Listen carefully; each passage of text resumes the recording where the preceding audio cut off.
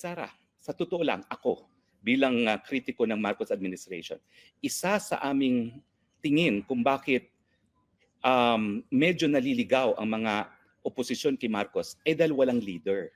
Paano ka nga magiging oposisyon sa Marcos? Samantalang ang inaasahang leader ay nandoon, kabahagi pa rin ng official family ni Marcos. So ngayon hindi na po siya kabahagi ng official family ni Marcos, titingalain na po siya bilang oposisyon ng leader. Sira na po yung relasyon sa panig ni VP Sara at ng pamilya ng presidente. Tingin ko okay pa rin sila ng presidente. Pero ang katotohanan niyan ilang beses na siya inisnab ng ating First Lady, no? Parang 2 beses na 'yan. Pangalawa, alam naman natin kung gaano ka-impluwensya yung pinsan na Speaker of the House. At alam natin na siya yung namuno para sa pagtanggal ng kanyang budget. Sa tingin ko talaga, nagsimula po yan doon pa sa pagtanggal ng budget niya. Kaya lang, tinitignan ni VP Sara kung matitiis pa niya na maging kabahagi ng First Family. Now, pero yung mga pangyayari, ito ngayon lamang, ano ba yan? Isa-isahin natin. Linusob po yung Kingdom of Jesus Christ, no? Ng sandabukal na mga pulis. At alam naman natin na overkill talaga yan. Siyempre, ang Kingdom of Jesus Christ, kilalang supporter ng mga Duterte at dyan pa sa syudad ng Davao. Parang, pwede ba, konting respeto naman, no? Syudad ko to, no? Bakit yun man gagawin to? At matapos yan, ay bago pala yan, tinanggal yung 50 na kapulisan at matapos ang raid sa KYOC, pinalitan pa yung regional director. So parang tinatanggal nila yung power ng kanyang kapatid na mayor ng Davao na magkaroon ng police power kumbaga sa syudad. Malaki po yan. Okay? Inabalita po lately na dati-rati Davao ang number 1 na nag-export ng saging sa China. Ngayon po, nangalahati na ang export ng Davao sa China at ang number 1 na po ngayong nagpapadala ng saging sa China ay Vietnam. So makikita natin na yan po ay posibleng pagkakaiba rin sa foreign policy kasi nga Davao region ang number 1 producer ng saging. At dahil dyan, masasaktan yung ekonomiya ng Davao region kasama na ang Davao City. Nandyan din po yung sunod-sunod na pagtira sa mga personalidad na identified sa mga Duterte. Di ba po, sa mga maisog rally, wala na silang ginawa kundi magsampa ng disbarment case laban kay Attorney Glenn Chong. Tapos doon sa interview ng ating First Lady, binanatan niya si Vic Rodriguez. At lady, ako po talaga inaatake, ako dinidemonyo ko, ginagawang demonyo. Ako naman po nananampalataya, nakakilala niyo na ako sa katagal-tagal at alam niyo naman po na ang pangyayari sa akin ay dahil lamang ako po ay boses talaga ng oposisyon. Boses ng mga nabudol ni Ferdinand Marcos. Pero malinaw po na kaya siya humiwalay na, hindi na niya masuportahan ang mga pulisiya ng ating Marcos Jr. Ano ba ang realidad? Well, nandyan yung napakatindi po ng pagkagutom. Pinakamalala ang pagkagutom sa administrasyon ni Presidente Marcos, and yet ang ginagawa ng administrasyon, biyahe ng biyahe. Ang buong akala ng administrasyon, palibasa, mamimigay sila ng ayuda na linalagay ang mga muka ni Speaker sa lahat ng ayuda binibigay, sapat na yan na tulong sa pagkagutom. Hindi po. Kasi ang problema po, pag nabigay ka ng ayuda, ilang araw lang po yan, ubos na. So kinakailangan talaga itaas ang anyo ng kabuhayan ng mga Pilipino at dyan dapat pumapasok ang ating panglabas na relasyon. Dapat ginagamit natin yung relasyon natin sa bansa na gaya na China na pinakamaraming pinamumuhunan sa iba't ibang bansa dito sa Southeast Asia. Nang sa ganun, mas maraming trabaho, mas mataas na sweldo, mas mataas na antas ng kabuhayan dahil mas maraming pagkain sa hapagkainan ng mga Pilipino. So hindi po nangyari yan.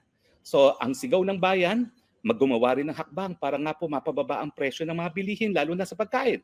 Pero yung presyo ng pagkain po napakataas dahil nga po hindi natin pinangangalagaan ang kapakanan ng ating mga magsasaka. Aba, ang solusyon natin, import. Dapat ang solusyon natin, tulungan natin yung mga magsasaka para mas mapalaki ang kanilang ani nang sa ganun, maitaas ang antas ng kanilang kabuhayan. Yan po yung addressing supply side inflation na tinatawag na hindi po nagagawa. So yan din po ang major change in policy nila ni BBBM. Si BBBM for importation, si BP Sara for improving productivity of local farmers. At syempre po, nandyan na yung panlabas na polisiya natin, defense policy. Yung paring pagkukonsyaba ng gobyernong ito sa pamamagitan ng peace talks doon sa teroristang si PPNPA na alam natin, malakas talaga ang paninindigan ni VP Sara, no? Dahil sa mulat-mula nung siya ay mayor ng Davao, isa sa accomplishment niya ay nawala yung insurgency sa kanyang syudad, no, sa pamamagitan nga ng pagtaatas ng antas ng kabuhayan ng kanyang mga kababayan. So, anong ibig sabihin? Hindi na siya alter ego, hindi na siya kabahagi ng administrasyon. Bakit?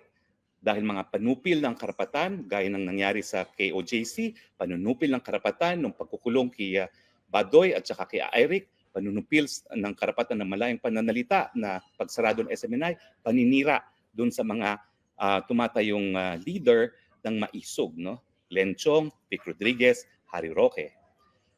Now, ano ngayon ang magiging papel ni Inday Sara? Sa totoo lang, ako bilang kritiko ng Marcos administration, isa sa aming tingin kung bakit medyo naliligaw ang mga oposisyon kay Marcos ay dahil walang leader.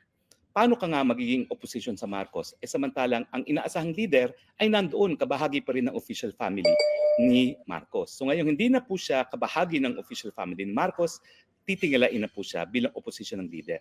Hindi na po tayo headless chicken. Meron na tayong leader na inaasahan natin na talagang mag-articulate ng paninindigan ng mas maraming Pilipino dahil kung napansin niyo po doon sa latest Pulse Asia satisfaction rating, talagang nasa nasa poor na ang net satisfaction rating ni Presidente Marcos dahil yan po ay nasa 30s na. Tingin ko isa rin yan sa dahilan kung bakit bumitaw na si VP Sara kasi napapansin niya na habang talaga siya ay kabahagi ng pamilya ni PBBM, official family ni PBBM, nakakaladkad din siya pababa. Bagamat very good pa rin ang kanyang net satisfaction rating, pero bumaba. Dati excellent, ngayon very good na lang. Pero ayaw na niya maging madamay pa kay PBBM na nasa poor rating na o di naman kaya good at its very best. So, yan po ang mga paningin ko. Wala na siya sa presidente dahil ayaw na niya maging kabahagi ng administrasyon dahil sa mga issue ng panunupil ng karapatan at yung estado ng ekonomiya. At ngayon, na-realize niya na ang liderato ng opposition, hindi naman po pwede yung tatay niya na 80 anyos na pagod na. Tinanggap na niya ang hamon para maging leader ng oposisyon. Nagbigay po yan ng pag-asa sa lahat ng mga nagnanais ng tunay na pagbabago na hindi po naibigay ni PBBM, bagamat yan ang naging pangako niya. Sana po, sa liderato ni VP Sara, tayo po ay talagang tuloy na maging mainlad, rumirespeto sa karapatan, at magtataas ng antas ng kabuhayan ng lahat. Pero sa tingin ko po, ngayon, meron ng alternatibo kay PBBM. Yan po ang VP Sara.